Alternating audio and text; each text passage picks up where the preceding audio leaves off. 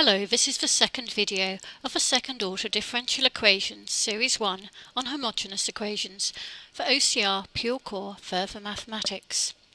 And it looks at the application of the auxiliary equation method to second order differential equations. In this video we will consider linear second order homogeneous differential equations only. So these have the highest derivative d2y by dx squared. Note that linear equations do not have powers of derivatives. So for example, d2y by dx squared plus dy by dx all cubed equals 0 is not linear, so we will not be solving these types of equations. We are asked to find the general solution of a differential equation d2y by dx squared plus 2 dy by dx minus 15y equals 0, and we will use the auxiliary equation method. Note that we can use the general solution y equals ae to the minus kx, noting that dy by dx would be minus k ae to the minus kx, as we looked at in the previous video. If we took that one stage further in terms of differentiating again, we would have that d2y by dx squared equals, and now here I'm going to use m rather than k for the auxiliary equation, so I'm going to write it as m squared a e to the mx. Without much further working, I can then write down that if I was to substitute in, I would have m squared a e to the mx plus 2 of m a e to the mx minus 15 a e to the mx equal to 0, which if I then divide through by ae to the mx would give me the auxiliary equation of m squared plus 2m minus 15 equal to 0. I can factorise this as m plus 5 m minus 3, thus giving me that m is minus 5 or 3.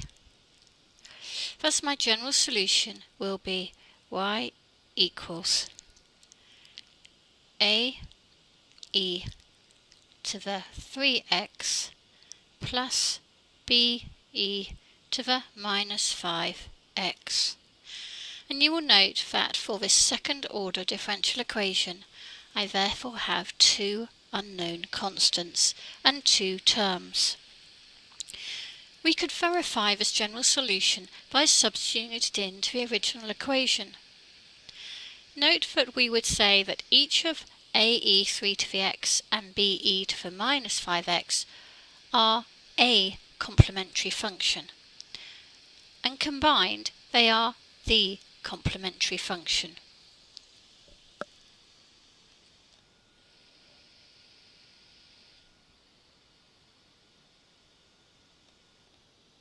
Let us look at some examples using a dynamic GeoGebra file.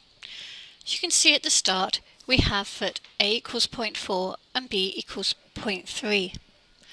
Note that the y-intercept, or when x equals 0, is y equals a plus b.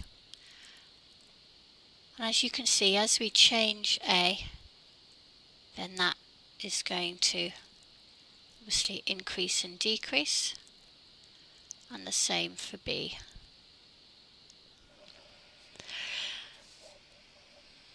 When x gets really large, we can see that when both a and b are positive, it will turn off to infinity, but depending on those values.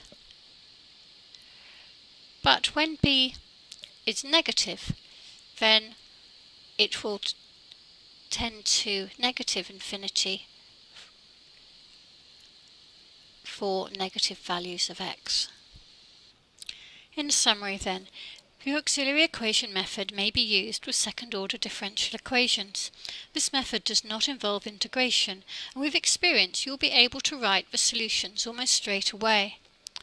Note that the number of terms in the solution will be the same as the order of a differential equation, and the number of unknown constants in the general solution will also be the same as the order of differential equation.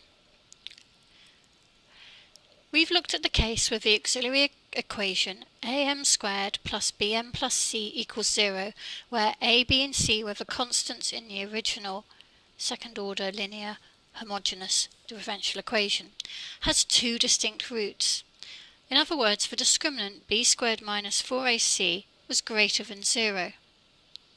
And then we've found that the general solution is y equals ae m1x plus be m2x, where m1 and m2 are those two distinct real roots. Note that this can also be called the complementary function. In the next video, we will find particular solutions given initial conditions for these type of equations.